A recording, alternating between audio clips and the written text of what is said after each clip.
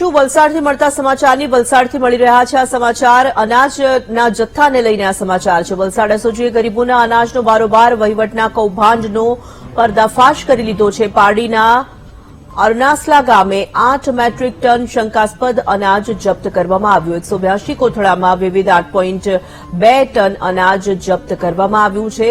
સમગ્ર કૌભાંડનો પર્દાફાશ થઈ રહ્યો છે। તો જે રીતે આ સમગ્ર મામલો સામે આવ્યો 3.1 ટન ઘઉં 2.7 ટન બાજરી અને 2.3 ટન ચોખા જપ્ત કરી લેવામાં આવ્યા છે। ટ્રકમાં લઈ જવાતો 80 કિલો ચણાનો જથ્થો પણ જપ્ત કરી લેવાયો। ગ્રીન હાઇટ્સ શોપિંગ સેન્ટરની દુકાનમાં આ અનાજનો જથ્થો રખાયાની માહિતી પ્રાપ્ત થઈ હતી।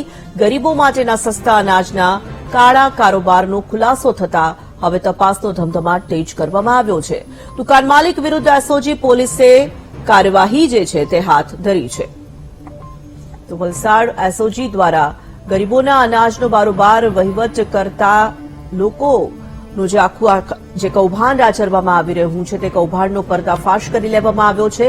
પાડીના અરનાસલા ગામે 8 મેટ્રિક ટન શંકાસ્પદ અનાજ જપ્ત કરવામાં આવ્યું। પોલીસને બાતમી મળી હતી અને એસઓજી દ્વારા આ સમગ્ર મામલે કાર્યવાહી કરવામાં આવી છે।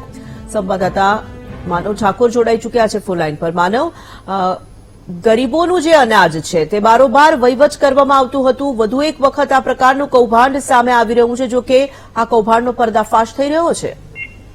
તુરંત આપણે જણાવવાનું કે આ ઘટના છે એ વલસાડના જે પારડી તાલુકાનું અને કપરાડાનું જે નજીકનું ગામ છે અરનાલા ગામમાં એસઓજી પોલીસે રેડ પાડી હતી ને આમાં મહાદેવ એન્ટરપ્રાઇઝ નામની જે દુકાન હતી તેમાં મોટા પ્રમાણમાં અનાજનો જથ્થો મળી આવ્યો હતો। ઘઉં, બાજરી અને ચણા સહિતનો આ જથ્થો હજારો કિલો જથ્થો હતો અને તેની પૂછપરછ કરતા તેઓ બિલ આપી શક્યા ન હતા અને પ્રાથમિક રીતે આ જે સરકાર દ્વારા જે ગરીબોને અનાજ આપવાનું હોય છે તે જથ્થો હોવાનું બહાર આવેલું હશે અને આ મામલે 3 આરોપીની ધરપકડ કરવામાં આવી છે અને જે મુખ્ય સંચાલક છે તેને વોન્ટેડ જાહેર કરવામાં આવ્યો છે। જી, ધન્યવાદ।